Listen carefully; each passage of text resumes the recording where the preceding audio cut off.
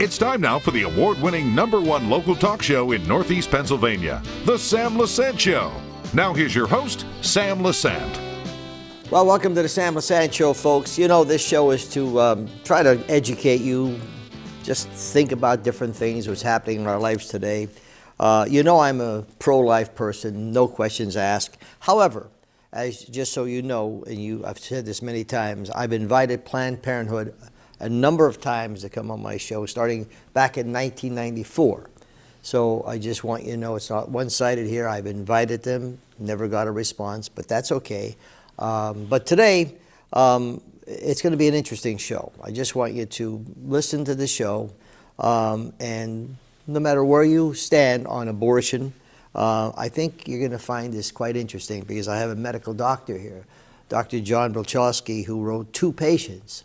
And we'll find out why the book is called Two Patients down the road. It's an interesting story. I could not put the book down.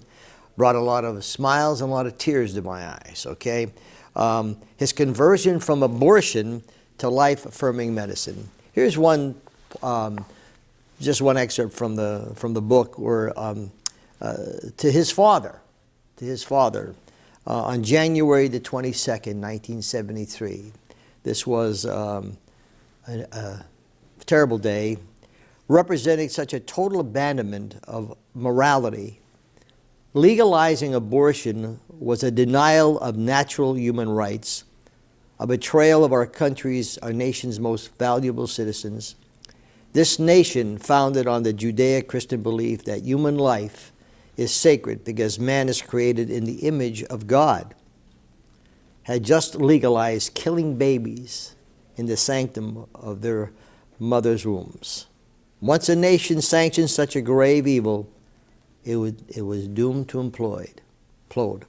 Now, my friends, I don't have to tell you what's happening in our world today. I don't have to tell you what's happening in our country today, okay? You can blame science, you can blame greed, you can blame whatever you want, but I can say this, okay? If you are a believer, no matter what faith you have, thank God you have a faith, okay? You cannot tell me that Satan is having a field day. He's having a field day, consuming people who were good people and who had beliefs, and we're seeing it today. This gentleman lived it. This is an interesting story. John, first of all, thanks for coming on the show. Oh, Sam, it's incredible to be here with you. A pleasure, an honor.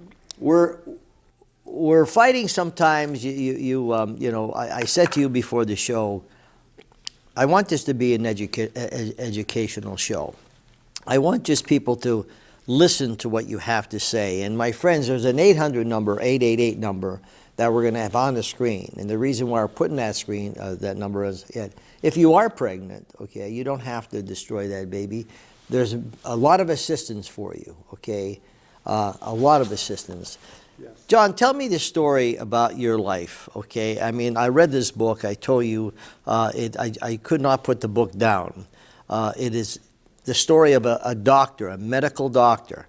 And I think doctors are supposed to protect life and save lives, right? Absolutely. It's the distinction between what the profession is today, the way of medicine, the Hippocratic Oath, versus being a shaman, just being another point of service. If the patient wants to live, it lives. If the mother chooses to see her unborn child, woman with child, as a fetus that needs to be getting rid of, we get rid of it. Or when you get older and you want to die, you want to end it, well, we provide that service. And there's a real tension between the profession of medicine, which is about doing no harm, caring for the least, body, soul, and spirit integrated, versus the point of service. It's literally a transaction. I need you to end the life within me so I can be the woman I'm supposed to be. It's absurd. And yet that's where we are in medicine. So let's go back when you were young. Let's go back in 1989, 1990, sure. Okay, when you became a doctor. Thank God you came from the family you did, a Christian family. They believed in Mass, they believed in Rosary. They were, which saddens me today, John, is because the couples that are out there that have young children, whether they're 6, 7, 10, 13, 14, or whatever, some of them abandon their religion. And I'm not just saying Catholic, I'm talking across the board. Sure. Okay? And that's the sad thing. If you didn't have that religion, I don't think you would have been able to make this transformation. Sam. No, Sam. Not at all.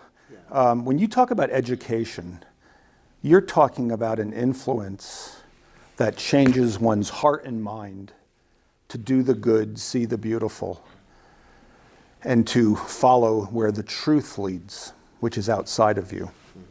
And so what happens is that in my life, I grew up in such a wonderful family, a loving, caring, blue collar. My daddy was a school teacher. My mom was a housewife. We grew up in North Jersey, just across the Delaware from here in Scranton and Hazleton. And I'm telling you, we prayed every morning and night. We prayed around meals.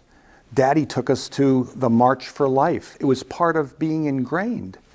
We were altar boys. We went to Mass every day. Why? Because praying is that important. The Eucharist, the body of Christ, is that important. The Word of God, the Bible. However, good Polish family, instilling this in us by example and by knowledge, by words, deeds and words, like C.S. Lewis, or like many of the great thinkers have said, 1 degree by 1 degree by 1 degree, the educational system, the Christian educational system, in my case, the Catholic educational system, moves you off of the truths that your parents instill in you. So when you went into medicine, okay, you seemed to, you went into OB/GYN, and, you were faced with some difficult decisions, okay? Tell me what happened, okay, why you performed abortions. Yes, okay? During the first, so I went to medical school ambivalent about abortion, but I knew I had a knack for listening to my female friends. They were teaching me the gynecology, what works, what doesn't work, what they're suffering with, what their fears are, what their anxieties are, how their body works. They taught me.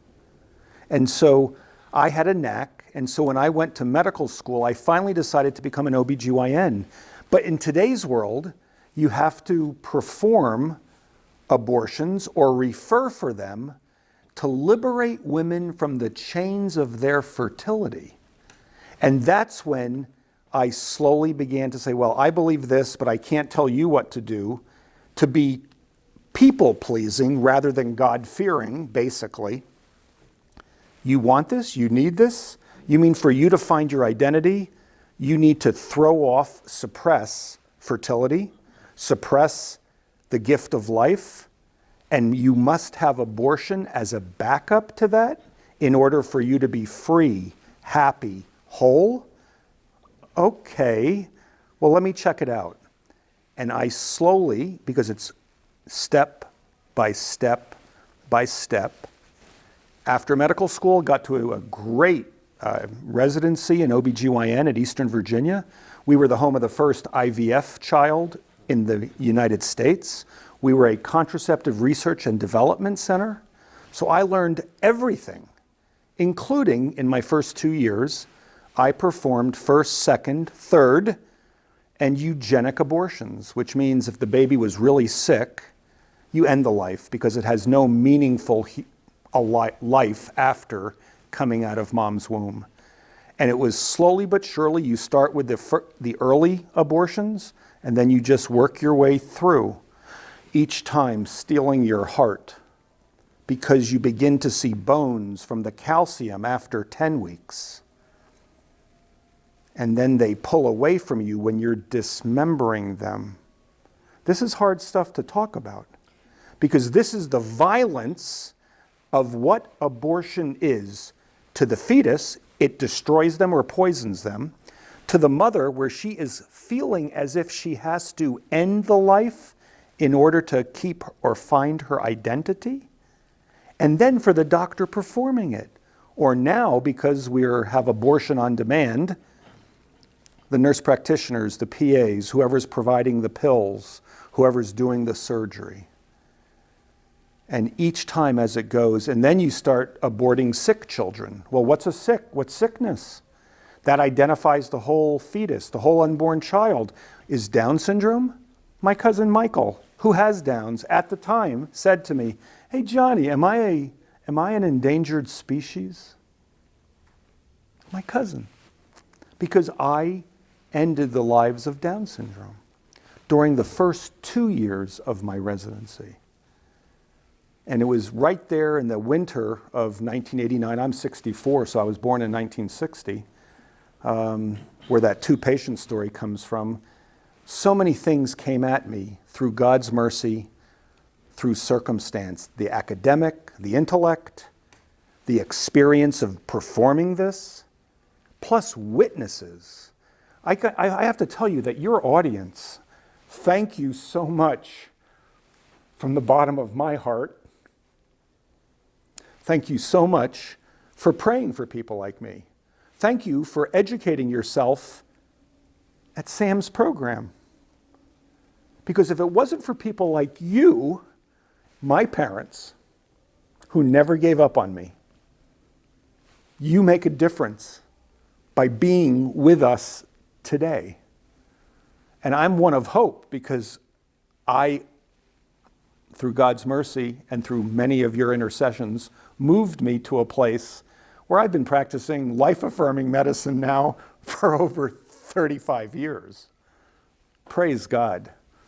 And I'm so grateful. The interesting thing that always gets me is this, and this, I said I wanted this to be an educational show, because there are some strong Catholics who believe that you should, if you want an abortion, you should have an abortion, and that's prerogative. But the thing is, as a medical doctor, okay, you did not follow your Christian belief because you were aborting babies, and you saw a beating heart, and you ended that beating heart. Correct.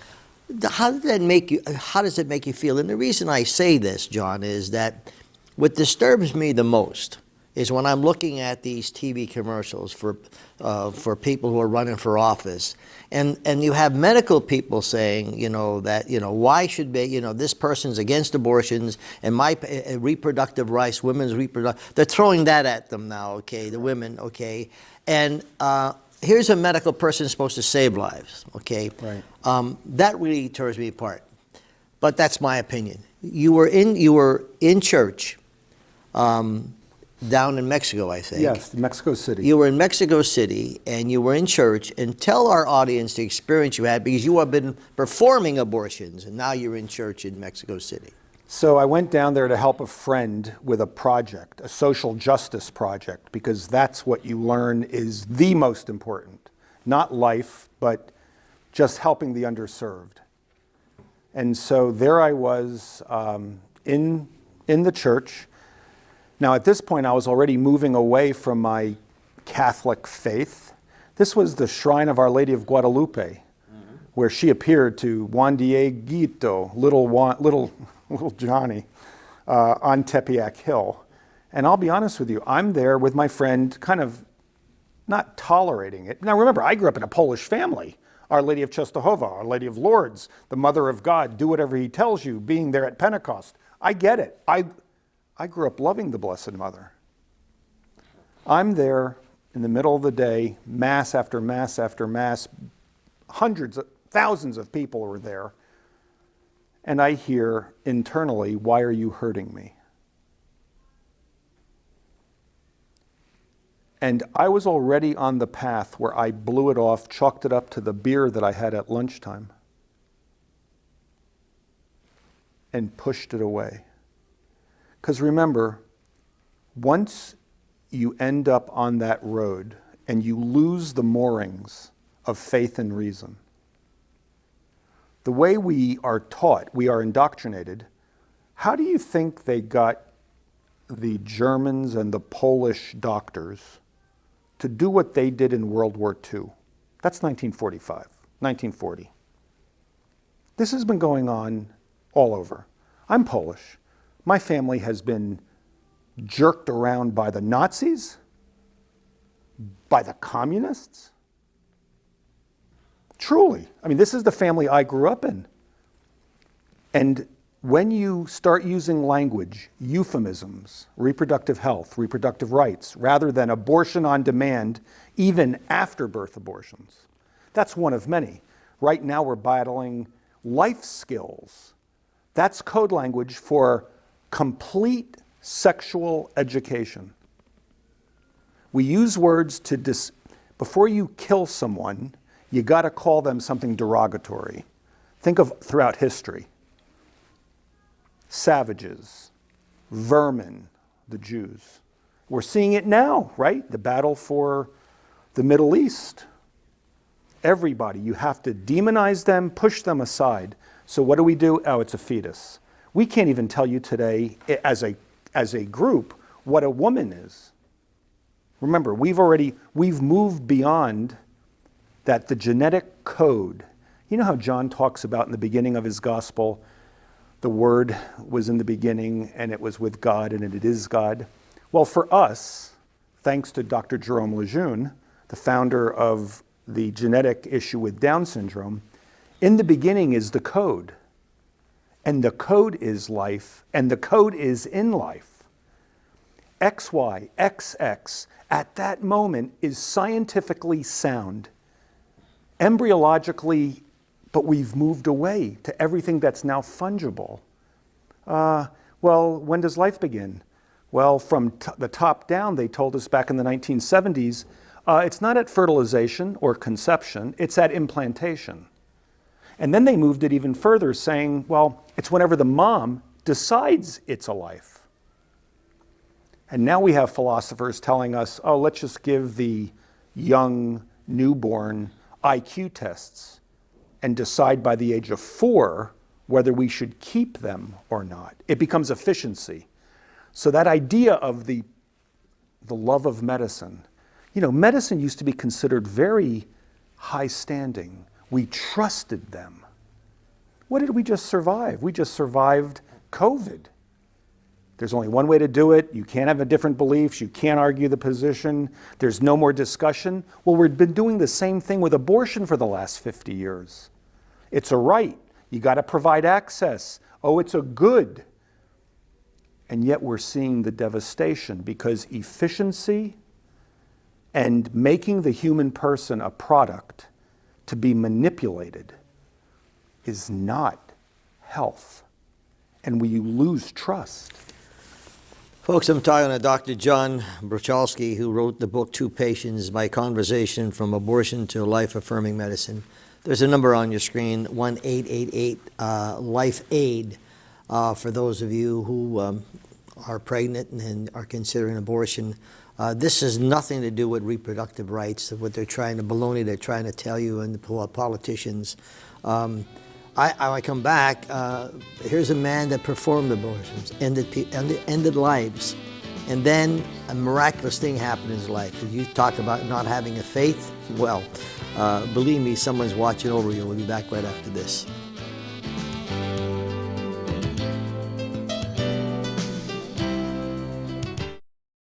Welcome back to the Sam Lesante Show. Thank you for making the Sam Lesante Show the #1 talk show in northeastern Pennsylvania. I really appreciate it. This show is education, my friends, education. We're not lecturing anybody. You know I'm a pro-life person, A to Z. However, you do know many times I've invited Planned Parenthood to come on the show. So, and I told them, I'll just say welcome and I'll shut up for 29 minutes and let them talk, okay? John Bruchalski, Dr. John Bruchalski is an OBGYN, a surgeon, and performed abortions. And you, how did that make you feel, John, when you knew that you ended a beating heart? I mean, as a medical doctor, how did that make you feel? And then, your mom decided to say, look, come with me on the trip, we're going to Medjugorje. But first address this certainly because there's doctors out there today, as you know, OB/GYNs who think it's perfectly all right if the lady wants to, or the little girl wants to have an abortion, they could, he'll perform it or she'll perform it, okay? The reality is that only 7 to 15% of all OB/GYNs perform surgical abortions because it's such a brutal procedure. A brutal procedure. Brutal. Yeah. So the reality is that for any of you out there, and once again, what I'm going to couch all this with is that this 888 number that Sam keeps referencing, that's love. That's information, and it's care, and it's addressing your deepest needs in a way that the ending of the life of your baby inside does not help you with. And so I'm really encouraging that it's love. It's hating disease, but loving a patient. So now let me get back to the question of, once you demonize the fetus as the problem, you're a sexually transmitted disease. You're not a member of the human family. I can say they are Father, and you're not included. Why? Because I said so. Because the patient wants it, or it's legal, or whatever reason we were giving for abortion, that it solves a problem. It kills the fetus, harms the mother, damages the physician and the whole staff that are there, and solves nothing. Because we used to do surgical abortions where post-abortion syndrome occurs 5, 10 years after. Well, we've now gone to chemical abortions. Over 60% are done through medicine, drugs, chemicals now. So you have your abortion, the brutality of it, right in front of you, imaged in your heart and in your head, in your hallway, in your bedroom, in your bathroom. That's where we've moved abortion to. They don't care about you. They don't even want you to follow up with them. No, just go to the emergency room. Tell them you're miscarrying. The lie continues. It's a lie after lie after lie. And for me to have done them, and for many of us who have done them, my heart, I don't throw stones. I'm here to help folks. If you know of any other physicians out there who are struggling with the same issue, refer them to us. Because I'm telling you, you have to demonize the fetus, use language, and then buy into the ideology that you need abortion for health, happiness, and holiness. And it's that dynamic. So here I am delivering in a room in the hospital late one night. I'm working at a pregnancy center, volunteering there, excuse me. So I'm beginning to break. It's going right through the human heart. In one room, early delivery, early labor, mom wanted it. I did everything I could to save that child, and the woman made it. In the very next room, same age of the baby, same diagnosis, the mother didn't want it, so I aborted it. Broke water, gave it medicine, and blew it out. Caught it in a bucket. It's making noise. It's crying. I tried to suffocate it. This is a failed abortion. When people say, oh, it's between a doctor and the patient, that moment, if there's a live baby born, all they're going to do is suffocate the fetus, put it in a bad room, in a dirty supply closet. But I felt a little heavy, so I threw it on the scale, and lo and behold, I had to call in the NICU doctors, the neonatal intensivists. They came in, she came in, quickly saw what I had done. Says, hey, Bruchalski, stop treating my patients as a tumor. And oh, by the way, have coffee with me. The very next day, had coffee. She's like, get your act together, man. You're such a good doctor. What do you do? Why don't you take care of 2 patients? A woman with child is what a pregnant woman is. And lo and behold, you need to get your act together. You need to find Jesus. She mentioned a place called Medjugorje. 3 days later, my mother said the same darn thing. And there I was, 3 weeks later, in Yugoslavia, with all that burden on my heart. Yeah. But you didn't think you were going to experience what you experienced in Medjugorje? Not a bit. I know. All I know is that it was coincidental, or God's incidence, how my mother and this doctor mentioned the same place. And since I had a soft spot in my heart for the Mother of God, who was about, do whatever my son tells you to do. Yeah. The sword will pierce your heart. Be there at the cross, at Pentecost. I said, sure, Mom, I'll keep you happy. But I did not imagine anything that transpired there. We got a minute left. I mean, I could go on with you for hours, and appreciative. And I said it's education, my friends. What saddens me is to see medical people on television advertising, promoting abortions, and it just breaks my heart. You know, talk about accomplishments, about if I'm running for office, what I've done, you know, but just to satisfy that, terrible. What do you say in closing? You got about a minute left. I say in closing that no matter who you are out there, you're not far from the mercy of God. I can tell you for the last 35 years after coming off that hill, I was given a renewal. I touched the merciful heart of Christ.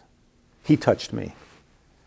He placed my hand inside his heart in my prayer, and his mercy came over me in such a way that my shame and my guilt were lifted, and for the last 35 years, we've practiced excellent life-affirming medicine, taking care of two patients, that the dignity of the unborn and the dignity of the mother, we never pit mom against baby anymore. And we've now done this, and we've taught other medical students and residents for the last 35 years how to do it. And I have been so grateful because I touched the mercy of God and knows how much he loves me and how he's waiting for me. So any of you out there who have suffered this insult, this injury, this burden, there is absolutely hope and mercy out there. And as soon as you ask, the Lord will work in your life to bring you to that place of real healing. John, thank you. Oh, you're welcome, Ed. Two patients. Thanks. I could not put this book down. It's a story that it's amazing. I want to end with this little letter here. My wife gave me this last month, and I'll use it. It says, if you can't keep me, Mama, it's all right. I'll understand. Please let someone else reach out to take my tiny hand. So many childless couples would be happy as can be if they could but adopt and love a little one like me. Remember that when you were just as small as I and frail as I, your mother didn't make the choice to have her baby die. You had the choice to live. So please let me have my chance too. I can't escape. I can't cry out. My life depends on you. Education, my friends. We want to keep on putting people in to promote abortions. The world's coming apart. What a sick world we've developed here. We're trying to do the best we can to protect